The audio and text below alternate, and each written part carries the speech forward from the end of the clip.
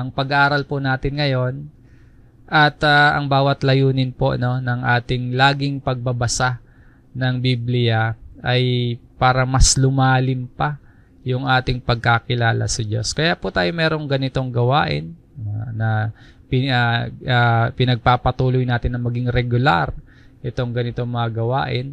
At kaya din po tayo naghihikayat sa isa't isa na lagi po kayong magbasa ng Biblia. Bagamat siguro marami o kaya maaring kanya-kanya tayo ng dahilan kung bakit tayo nakikinig sa mga ganitong pag-aaral, kung bakit tayo nagbabasa personally ng Biblia. Pero ang isang mahalagang layunin na dapat meron tayo sa ating laging pag-aaral at pagbabasa ng Biblia ay yung po bang patuloy nating makilala ang Diyos, na mahayag siya kung sino siya, na malaman natin kung ano yung mga nais niya at ano ba yung mga kalooban niya, ano din ba yung mga ayaw ng Diyos, no? Na sa ating pagbabasa ng Biblia ay malaman natin kung ano ba yung mga katangian ng Diyos at ano yung pagkakakilanlan niya. Lahat yan kasi malalaman natin sa tulong ng Biblia, ng salita ng Diyos. At ngayon nga po, alamin natin kung hindi lang yung basta ayaw ng Diyos, no? Kundi aalamin natin kung ano yung kinamumuhian at kinasusuklaman ng Diyos. Marami yan. Marami itong kinamumuhian yan. Maraming mga kinasusuklaman ng Diyos. Pero sa ngayon po, ang pag-aaralan natin ay yung nakasulat sa Proverbs chapter 6 sa verse 16 yon hanggang 19.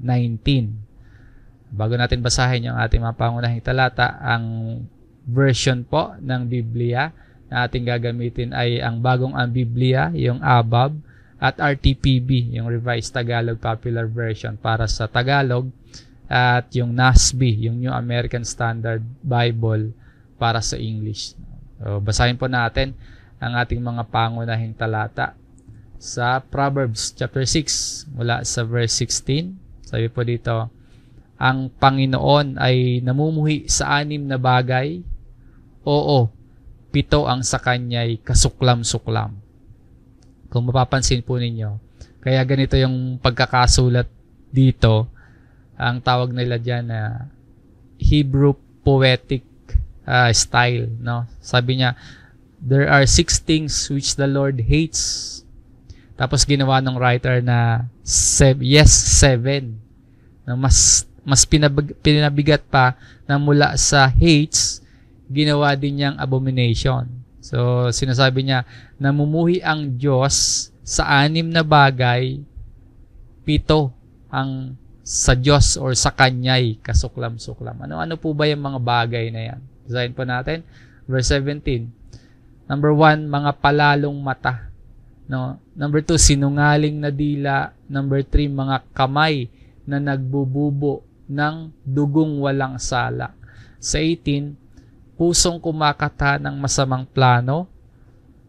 Mga paang sa kasamaan ay nagmamadali sa pagtakbo.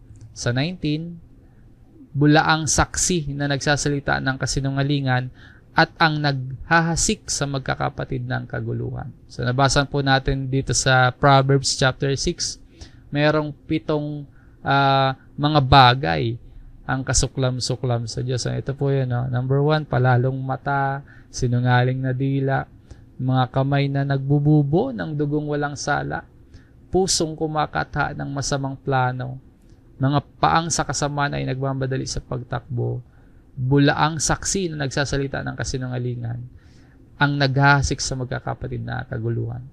Bagamat hindi lang yan yung kasamaan or hindi lang yan yung kasalanan na dapat nating iwasan, masasabi naman natin na buod ito, yung lahat ng kasamaan nakabuod sa ganyan, sa 7 na yan, no, na kinamumuhian at kinasusuklaman ng Diyos. At karaniwan po, nasa puso natin itong mga to. Kaya sa pag-aaral po natin ngayon, susuriin natin yung ating sarili. Titingnan natin yung nilalaman ng ating puso, yung klase ng ating pamumuhay. Ano po ba yung meron tayo na kasuklam-suklam sa Diyos para mawala yan. No? At kung matagal tayong mga mananampalataya, mapapansin nyo rin po yung pagbabago sa atin, no? Na makita natin kung paano tayo binabago ng salita ng Diyos, na dati siguro lahat ng yan nasa atin, no? Pero ngayon, iilan na lang, konti na lang. Kaya pag-aaralan pa natin ito sa layunin po na makilala pa natin ang Diyos at maihanay natin yung ating nilalaman ng ating puso at yung ating mga pagkilos sa buhay na maiaayon natin sa kanyang salita. So isa-isahin po natin ang mga bagay na the Lord hates and abomination to Him. 7 kasuklam-suklam sa Diyos. So yung una, mula sa verse 17, mga palalong mata, haughty eyes. Ito yung mapagmataas. Tingin natin sa ating sarili, mas mataas tayo kaysa sa ibang tao. Feeling natin, mas importante tayo, mas mahalaga tayo kumpara sa ibang tao. Ito yung feeling of pride and looking down sa ibang tao. Kaya sa ibang sali ng Biblia, itong palalong mata, a proud look. Sa King James Version, yung haughty eyes, a proud look. Sa Contemporary English Version, those who are too proud. Tapos sa Easy Reading Version, eyes that show pride. Palalong mata sa RTPB, kapalaluan. Kaya pagmamataas ito tong haughty eyes. Tingin natin sa iba, mababang uri sila. Tapos tingin natin sa ating sarili, no, mas superior tayo. Sa ibang salita po, o isang halimbawa, yung bang mata pobre. Ganyan ba tayo minsan? Kapag mata pobre tayo, kamumuhian tayo ng Diyos. Kasuklam-suklam sa Diyos. Tingin ba natin sa ibang tao, mababang klase, mababang nilalang, tapos tingin natin sa ating sarili, mas mataas yung value. Pakiramdam nga natin na mas superior tayo kung ihahambing sa ibang tao. Yan yung haughty eyes. At yung haughty eyes na yan, yung palalong mata na yan, kasuklam-suklam yan sa Diyos. Kung nahuhulog tayo sa ganito, pinapakita sa atin ngayon ng salita ng Diyos na ayaw ng Diyos sa ganyan. Galit ang Diyos. Namumuhi ang Diyos diyan. Kaya kailangang maalis po yan o kailangang matanggal yan sa puso natin na hindi tayo palalong mata. Yan po yung una. No? Ikalawa, sinungaling na dila. No? Lying tongue. Ang dila ng tao may hirap pigilan. No? Marami sa atin, ito yung hindi natin basta-basta mapigilan, lalo na kapag tungkol sa kasamaan. Mahirap kontrolin yung dila Kahit alam natin na masama ang magsinungaling, kahit alam natin na may masamang epekto ang pagsisinungaling, diba, marami pa rin sa atin, or lahat tayo nahuhulog sa pagkakasalang ito. No? Pinapakita din sa atin ngayon ng salita ng Diyos na kinamumuhian yan at kasuklam sa Diyos ang sinungaling na dila. So, dapat nating maunawaan yan. Kasi madalas po, ginagawa ng marami or tinatrato nila na normal. Madalas, katanggap-tanggap na lang sa atin ang sinungaling na dila. Pero sinasabi sa atin ngayon, ayon sa Biblia, kinamumuhian niya ng Diyos. Ayaw ng Diyos, nasusuklam ang Diyos kapag ang lumalabas sa bibig natin, puro kasinungalingan. Sa ikatlo po, mga kamay na nagbububo ng dugong walang sala. Hands that shed innocent blood. Malalim yung Tagalog ng ABAB, no? Sa RTPB, mga pumapatay sa walang kasalanan. Basically po, tumutuko yung mga kamay na nagbububo ng dugong walang sala sa pagpatay. Sabi po ng ibang Bible commentaries na nabasa ko, yung hands that shed innocent blood, tumutukoy yan sa cold-blooded murder, pagpatay talaga. Now, sasabihin natin, buti na lang hindi tayo mamamatay tao. Buti na lang hindi tayo murderer. Buti na lang yung mga kamay natin hindi nagbububo ng dugong walang sala. Hindi tayo mga killer, no? So, lusot ba tayo dito? Hindi pa din. Kasi, sa standard ng Panginoong Hesus, sa isip pa lang natin, hindi pa man aktual nating ginagawa yung pagpatay. Pero nasa isip natin yung puot. Sinasabi ng Panginoong Hesus, nagiging murderer na tayo. Kung napupuot tayo at hindi tayo nagpapatawad sa puso natin, nakakagawa or guilty tayo ng kasalanang katumbas ng mga kamay na nagbububo ng dugong walang sala. Katumbas ng pagpatay kahit nasa isip pa lang natin. Napupuot pa lang tayo sa iba. Sabi po ni John sa unang Juan sa chapter 3 sa verse 15, ang sino mang napupuot sa kanyang kapatid ay isang mamamatay tao. At nalalaman ninyong ang buhay na walang hanggan ay hindi nananatili sa sino mang mamamatay tao. Sabi po dito, everyone who hates his brother, napupuot pa lamang no, is a murderer. Tapos sinabi niya yung kalugihan. Nalalaman niyo ang buhay na walang hanggan ay hindi nananatili sa sino mang mamamatay tao. Kapag guilty ang tao sa pagpatay, malaki ang mawawala, buhay na walang hanggan. Pero ang point natin ngayon, no, na kinukuha dito, napupuot pa lang, mamamatay tao na. Itong ikatlo po na kinamumuhian ng Diyos, yung hands that shed innocent blood, may ginagawa tayong masama laban sa ating kapwa. At yung pagiging guilty natin, hindi lang sa mismong aktual na paggawa, no, sa mismong aktual na pagpatay, kundi nasa isip pa lang natin, guilty na tayo. So kapag tiningnan ba tayo ng Diyos ngayon, kapag ba siniyasat ng Diyos yung isip natin ngayon, ano kaya makikita niya? Cold-blooded murderer ba tayo? May kinapuputan ba tayo? Or may ginagawa o kaya may iniisip ba tayong masama laban sa ating kapwa? Ano kinamumuhian niya ng Diyos? Kasuklam-suklam pala yun sa Diyos. Sa ikapat po, verse 18, pusong kumakatha ng masasamang plano. A heart that devises wicked plans.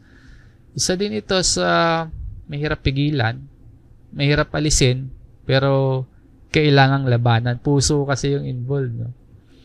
Ang puso natin kapag masama ang hangarin sa kapwa, kapag halimbawa, naiinis tayo o kaya naiinggit tayo sa kapwa natin. Di ba, minsan nagkakaroon tayo ng masasamang plano sa kanila, sa kapwa natin. Nagpaplano tayong gumanti. Nagpaplano tayong, or kaya nag-iisip tayo kung paano ba natin sila mapapasama yung loob. No? Meron tayong wicked plans. Meron tayong evil intent sa ating kapwa. Minsan po, yung laman ng puso natin, nag-iisip tayo kung paano ba natin sila mapapahina, paano ba natin sila madidiscourage, paano ba natin sila madadown, o kaya kung paano natin sila magagantihan. No? Kung paano nila napasama yung loob natin, dapat sila din sumama yung loob nila. No? At gina-justify natin yun kung kasi pinaramdam niya sa akin to. So, dapat maramdaman din niya yon. Pero ang sinasabi dito ng salita ng Diyos sa atin ngayon, kung may masamang plano sa puso natin, o kung ang puso natin ay kumakatha ng masasamang plano laban sa ating kapwa, kasuklam-suklam daw yan sa Diyos. So, dapat wala yan. Yan po yung number 4. Sa ikalima po, mga paang sa kasamaan ay nagmamadali sa pagtakbo. O feet that run rapidly to evil. Sa RTPB, mga paang ubod tulin sa landas ng kasamaan. Yan yung ibig sabihin po nun. Nagmamadali sa pagtakbo sa kasamaan. Malawak din po ito, pero para makarelate tayo at madali nating ma-connect sa yung kalagayan natin or sa sitwasyon natin ngayon, ito naman yung ginagawa natin na alam nating makakabuti sa atin, pero hindi natin ginagawa. Yung alam nating makakasama sa atin, mabilis naman natin ginagawa. Nasundan niyo po. Halimbawa, yun yung ibig sabihin ng feet that run rapidly to evil. Meron tayong masamang bisyo, kunyari, pagsusugal. Excited tayo doon. Alam natin mapapasawa tayo pag nalulong tayo sa masamang bisyo. Pinaghahandaan natin, inaabangan nating mangyari at magawa natin. Masamang bisyo yun, ha? Alam natin makakasama sa atin yon, pero mabilis natin ginagawa. Samantalang kapag inaya tayo sa alam nating mapapabuti tayo, halimbawa lingguhang pagsamba, boring, no, yung dating sa atin. Minsan, wala tayong gana kapag mga Bible studies. Pag inaaya tayo sa mga prayer meetings, ang bagal-bagal natin. Pero kapag lasingan, kapag sugalan, di ba, gustong-gusto ng marami, kahit magpuyat pa tayo, kahit magastusan pa tayo, okay lang. Pero kapag usapang church at faith, parang hirap-hirap tayo, bigat na bigat, parang bagal na bagal tayo. No? Merong isang babae, naaya niya yung kanyang asawa sa church. Merong magulang, lagi niyang inaaya ang kanyang anak sa church. Ayaw. Pero kapag inaya sila ng iba, no, ng kumpare nila, ng barkada nila, maglalasing sila, magbibisyo sila, mabilis, excited sa pagpunta. No, yung iba, ang bilis sa bingguan, bibinggo na, no? Ang bilis sa saklaan, ang bilis sa inuman, di ba? Pero pagdating sa mga ganitong gawain, Bible study, worship service, pagdating sa mga gawaing makakatulong sa paglago sa spiritual, napakabagal. Yan yung mga paang sa kasamaan, nagmamadali sa pagtakbo.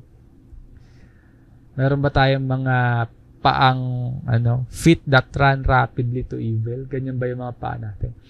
Kasuklam-suklam daw yan sa Diyos. Ganyan ba yung pamumuhay natin? Kinamumuhian daw po yan ng Diyos. That's number 5. Sa ika-6 po, verse 19, bulaang saksi na nagsasalita ng kasinungalingan. A false witness who utters lies. Saksing sinungaling sa Revised Tagalog Popular Version. Para itong katulad sa naunang nabasa natin kanina na pagsisinungaling, pero itong itong form o kaya itong klase ng pagsisinungaling dito, magbubunga ng kapahamakan ng iba. False witness. Madalas usapin sa korte yan. Kahalintulad yan ng yung bulaang saksi na nagsasalita ng kasinungalingan, perjury o paninirang puri. Dahil sa mga mali nating sinasabi, merong napapahamak na ibang tao. Or pwede din itong dahil sa ayaw nating masisi tayo, ayaw nating ma-blame tayo, gumagawa tayo ng mga kwento na mababaling sa iba yung sisi o kaya maililipat sa iba yung responsibilidad. Again, malawak po ito, pero sinusubukan nating ma-connect yung ating sarili para matimbang natin kung ano ba yung mga hindi dapat na nagiging kaisipan at ano ba yung mga hindi dapat na maging pagkilos natin na hindi tayo maging kasuklam-suklam sa Diyos. So, yan po yung a false witness who utter lies. Sa panghuli po, ikapito,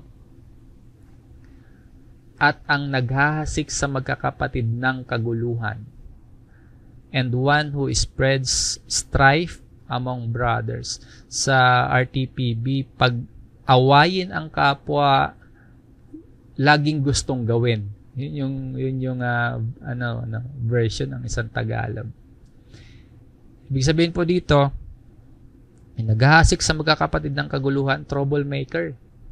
Sa halip po na tayo yung pinagsisimulan ng kaayusan, sa halip na tayo yung pinagmumulan ng kapayapaan, tayo pa yung pinagmumulan ng kaguluhan, tayo pa yung pinagmumulan ng pagkakawatak-watak. So, mapanggulo ba tayo? O mapagpayapa? Sa pangkahalatahan naman po, hindi naman talaga natin may iwasan yung gulo, no? Gulo man yan sa loob ng bahay, sa loob ng pamilya, o kaya sa loob ng isang church, hindi naman talaga tayo makakaiwas dyan. Pero sabi po dito, ang naghahasik sa magkakapatid ng kaguluhan.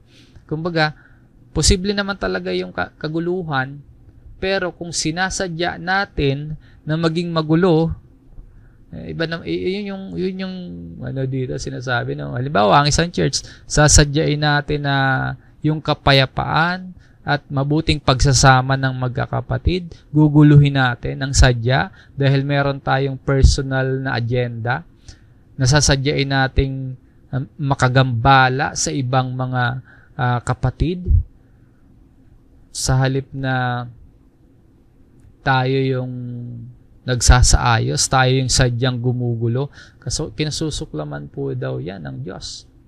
Halimbawa, may mga hindi nagkakaintindihan, sa halip na pinagmumulan tayo ng pagkakaayos, tayo pa yung nagsusulsul, no?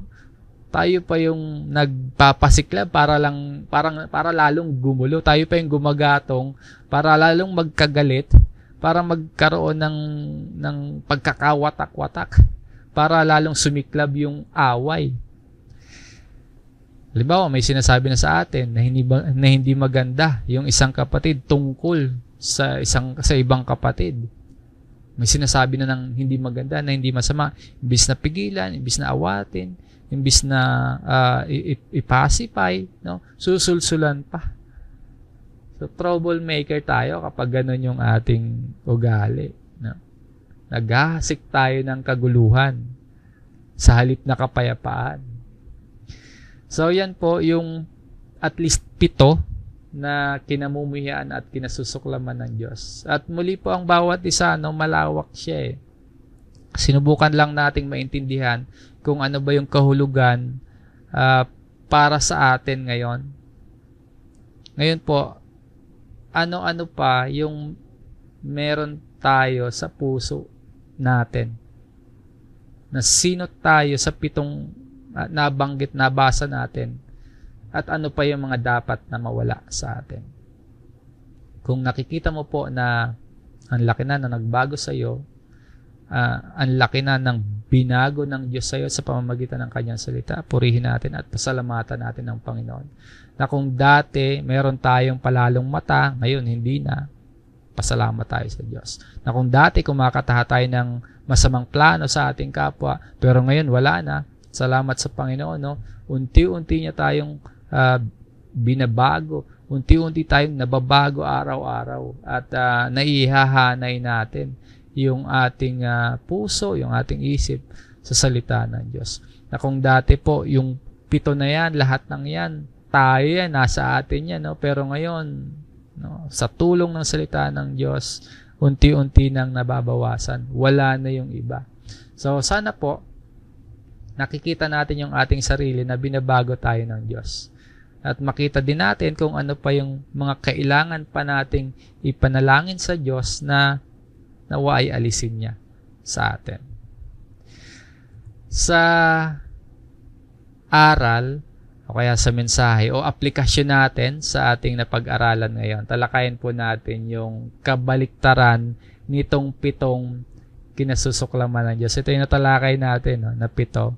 Kung yan yung kinamumuhian ng Diyos, talakayin naman natin yung ano ba yung kaibig-ibig sa Diyos. So, ito po yon.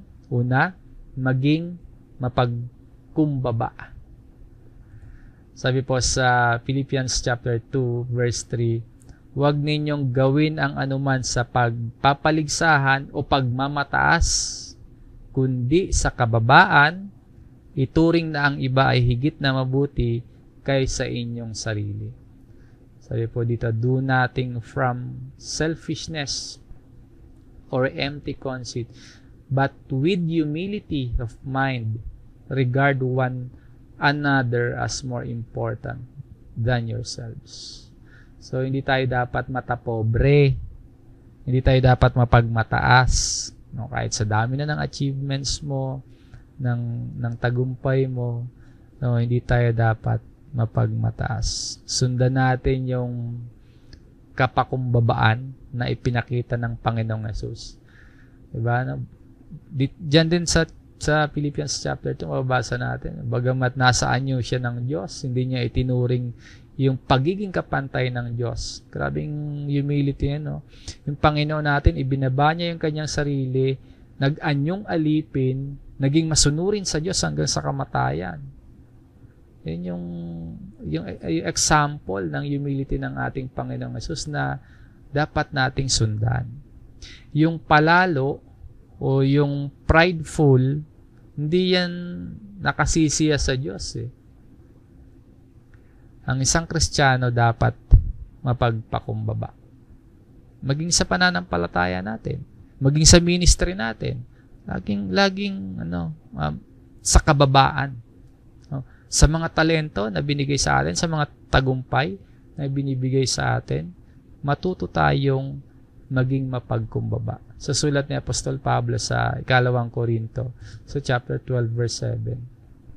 Sabi po dito, ngunit upang hindi ko ipagyabang ang kamanghamanghang pahayag ng Diyos sa akin, ako'y binigyan ng isang kapansanan sa katawan na nagsisilbing sugo ni Satanas upang pahirapan ako, at nang sa gayoy hindi ako maging palalo.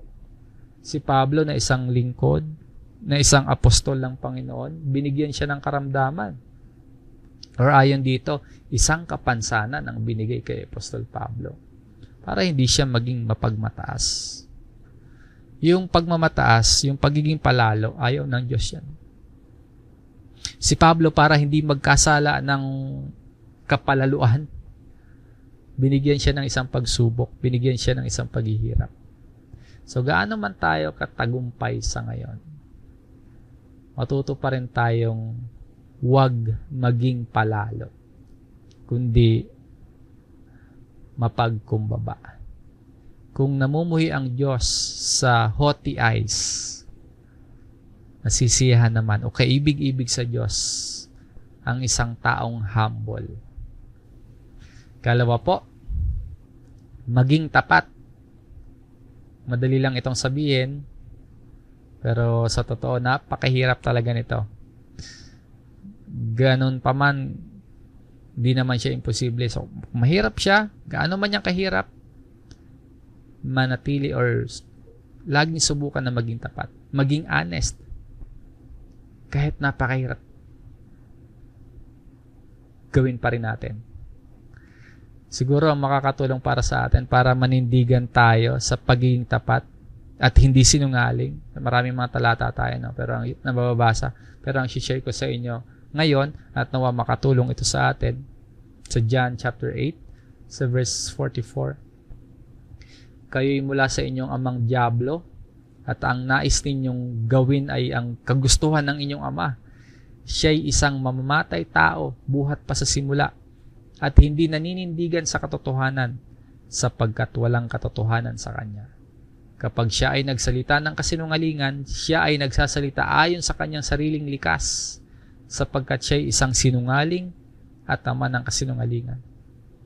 So, yung taong ang ugali, laging magsinungaling, talagang kasuklam-suklam, talagang kinamumuhian ng Diyos. Dahil sabi po dito, ang ama ng kasinungalingan ay ang diablo. Ngayon po, bilang mga Kristiyano, alam natin kung sino yung ating ama. Kaya mamuhay tayo ayon sa ating pagkakakilanlan. Mamuhay tayo ayon sa pagkatawag sa atin. Mamuhay tayo ayon sa kung sino yung tumawag sa atin. Kahit mahirap. Kahit napakahirap. Maging tapat. Kasi alam na, hindi ito yung ama natin. Hindi diablo yung ama natin. Hindi tayo anak ng diablo. Yung sa diablo, mga nagsisinungaling, mga hindi tapat. So tayo po, be honest. Kahit mapagalitan tayo ng magulang natin. Minsan kasi, di ba, kaya tayo nagsisinungaling, takot tayo mapagalitan. Pero maging tapat. Kahit magalit sa atin yung mga boss natin sa trabaho, maging tapat. Kahit mapagalitan tayo ng ibang tao, piliin pa rin natin maging honest. Alalahanin po natin, nasusuklam ang Diyos sa sinungaling na dila. So, manindigan tayo sa katotohanan. Lalo na kung sinasabi natin tayo ay nasa katotohanan. Ikatlo po, kung ayaw ng Diyos sa mga kamay na, di ba nabasa natin kanina, nagbububo ng dugong walang sala, kung nasusuklam ang Diyos diyon. Dapat ang ating kamay po ay, pangatlo, malinis na kamay. Sa Psalms 24, verse 4, basahin po natin. Siyang may malinis na kamay. He who has clean hands. Yung ating mga ginagawa at yung ating mga iniisip, dapat nasa kalinisan. May kabutihan. Yung clean hands dito, tumutukoy sa panlabas na pagkilos natin, outward na pagkilos natin. Dahil nilinis tayo sa loob, dapat magkaroon tayo ng malinis na pamumuhay. Yun yung malinis na kamay. Sa ikapat po, dalisay na puso. Ayaw ng Diyos na ang puso natin, pusong kumakatha ng masamang plano. So, dapat, tuloy natin sa verse 24 sa Psalms, sa verse 4. At may pusong dalisay na hindi nagtataas ng kanyang kaluluwa sa hindi totoo at hindi sumusumpa na may panlilinlang. A pure heart. Yung pagkilos natin, malinis hindi lang sa panlabas, mabuti hindi lang sa panlabas, kundi meron din tayong malinis na puso. Yung motibo natin sa mga ginagawa natin, yung intention natin kung bakit natin ginagawa yung mabubuting bagay, pure dapat. Pure heart, dapat malinis. So, tulad dito sa Psalm, sino daw po yung makakarating sa templo ng Panginoon? So, yun yung pinag-uusapan dyan sa chapter 24. He who has clean hands and pure heart.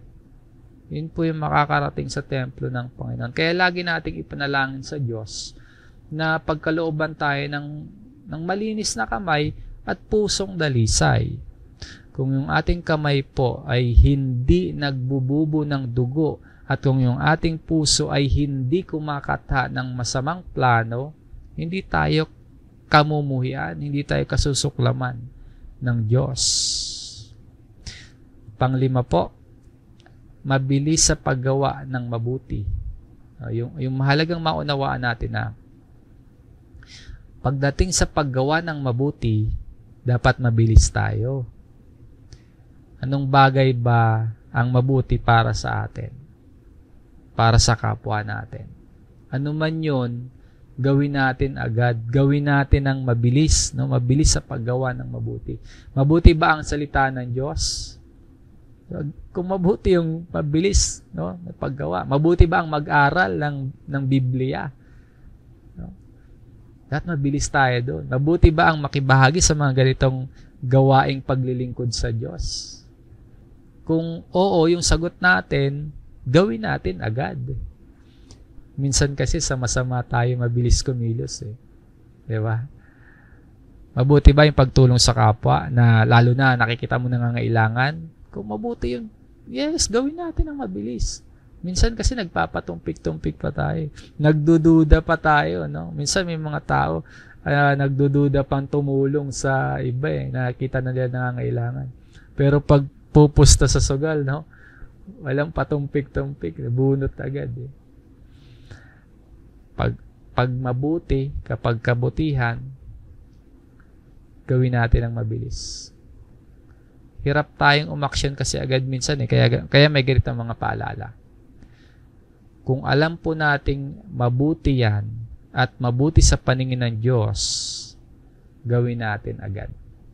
Sa Hebreo chapter 13, sa verse 16, at huwag nating kaligtaan ang paggawa ng mabuti at ang pagtulong sa kapwa, sapagkat iyan ang alay na kinalulugdan ng Diyos. So dapat po, mabagal tayo sa kasamaan. Ha?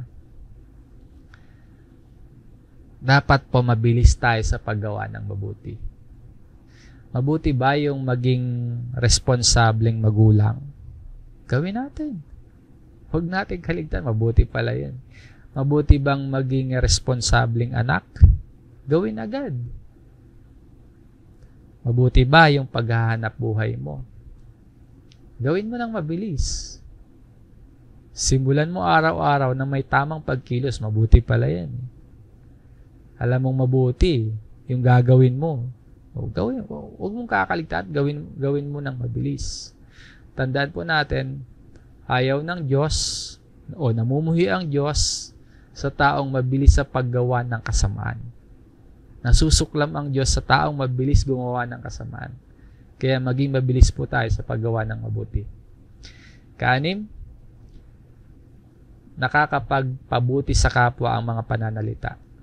Sa halip na nakakasira ng puri, yung naririnig sa atin, dapat salitang nakakabuti sa kapwa, yung madalas na sinasabi natin.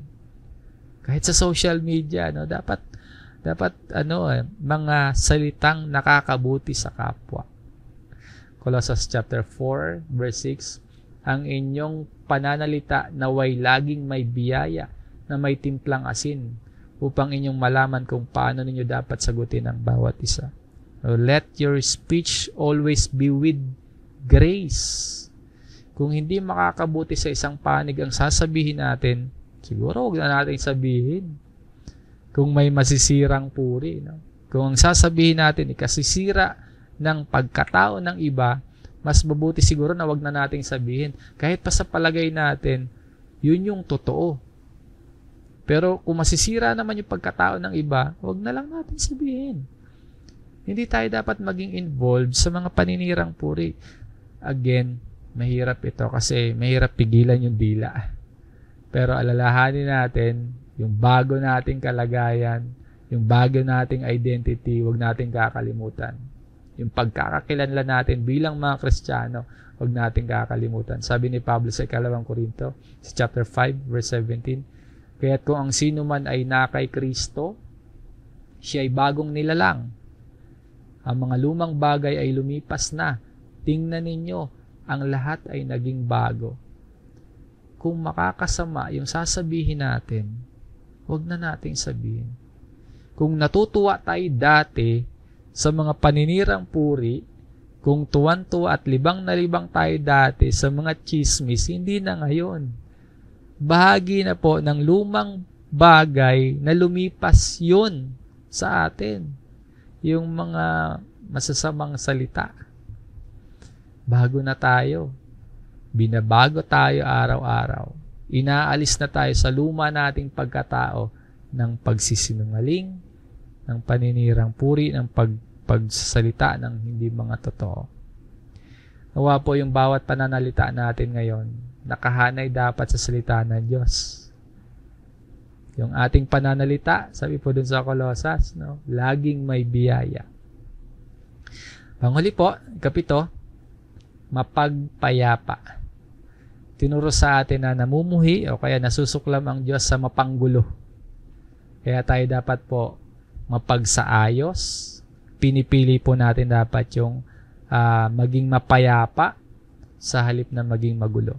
Basahin natin yung Hebreo chapter 12, verse 14. Pagsikapan ninyong magkaroon ng kapayapaan sa lahat at ng kabanalan na kung wala nito'y walang sino mang makakakita sa Panginoon. Pursue peace with all. Kung tayo ay sa Diyos, dapat mapagpayapa tayo. Kung saan yung ikakaayos ng pamilya natin, dun tayo. Kung saan yung ikakaayos ng church natin, dun tayo. Hindi dapat sa ikagugulo. Kasama tayo at kabahagi tayo sa pagsusumikap na magkaroon ng kapayapaan sa lahat. Diba? Nakita natin, galit ang Diyos sa troublemaker, galit ang Diyos sa kinasusuklaman ng Diyos. Yun ang gugulo sa mga kakapatid. At sinabi pa ni Jesus na ang taong mapagpayapa, basahin natin itong Matthew chapter 5 verse 9. Kaya mas pipiliin natin maging mapagpayapa Sabi ng Panginoong Jesus, mapapalad ang mga mapagpayapa sapagkat sila ay tatawaging mga anak ng Diyos.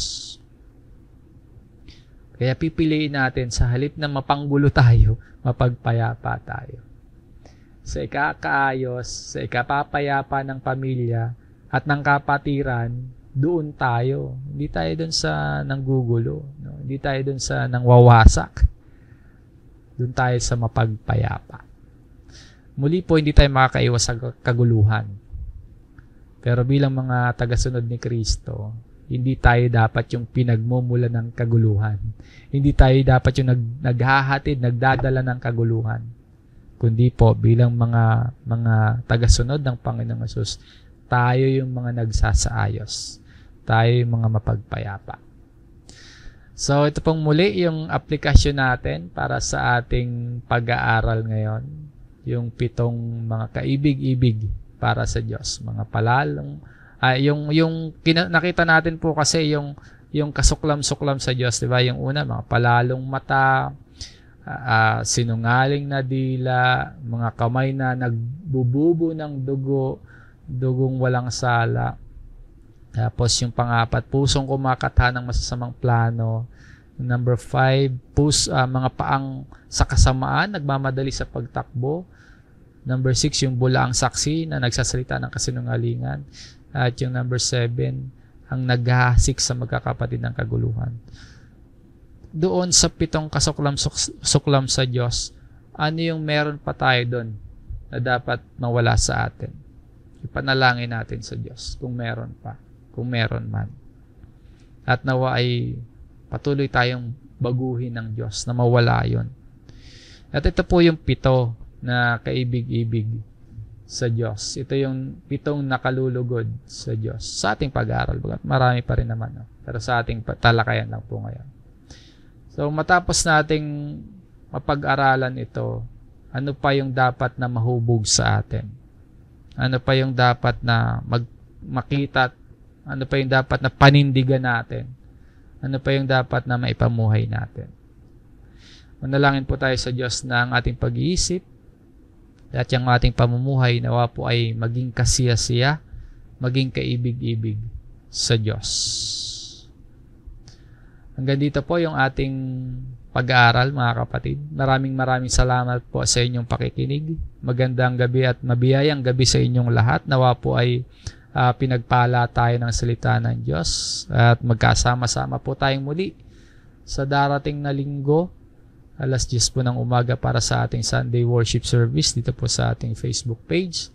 At syempre po sa kalooban ng Diyos, kasama-sama tayong muli sa susunod na Huwebes. Maraming salamat and God bless po.